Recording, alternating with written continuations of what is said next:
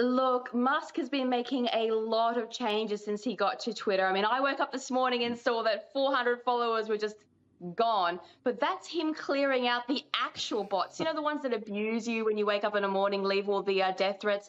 He's actually getting rid of those.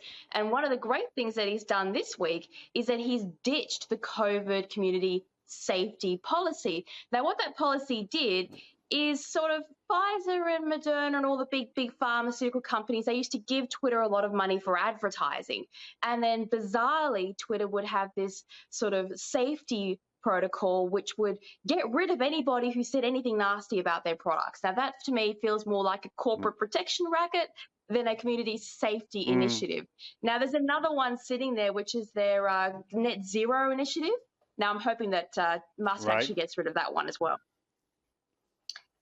Yeah, that would be a big thing, because it's not just the COVID. There are all kinds of areas of public discourse where they enforce these misinformation rules. So getting actual free debate going on things like climate and net zero would be a huge improvement on Twitter. Absolutely. By the way, if you can hear that noise, I've got builders and my neighbours are going to kill them later.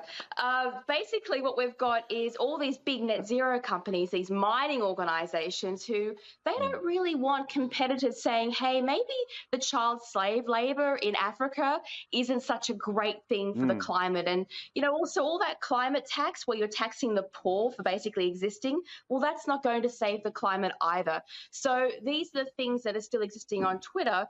Thankfully, Musk doesn't appear to be enforcing it, but it'd still be great if he gets rid of that last layer of corporate and government overreach, which is controlling the political conversation online, as well as disadvantaging other corporations who should be entitled to a free market advertising. Just to be clear on that, Alexandra, because it's an important thing, when you talk about child slave labor, when they get rid of the internal combustion engine, which that boob across the river is committing to do by 2030, so when they get rid of petrol and diesel cars and we all get these electric cars, what it means is that every 7-year-old in Central Africa is going to be working in the lithium mines. It's basically, if you're in the Western world and you're 7 years old, you get to do pornographic Balenciaga ads. But if you're a 7-year-old in Central Africa, you get to go down the lithium mines. I think we can agree that our children are being abused all over the world by this woke ideology, whether it's the lithium mines or whether it's the Hollywood and the big glitzy industry of high fashion. But there's two sorts of abuse going on. There's the literal child slave labor, which I notice our elites don't seem to be very concerned about when they're driving their EV cars around.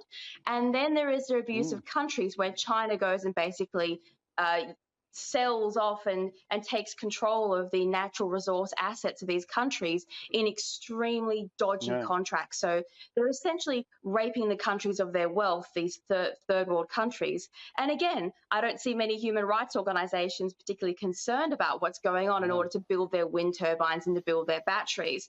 Now, the great news about Twitter is that it's the open forum, it's the free market of ideas. And when things get criticized online, that makes life very difficult for the abusers in our world.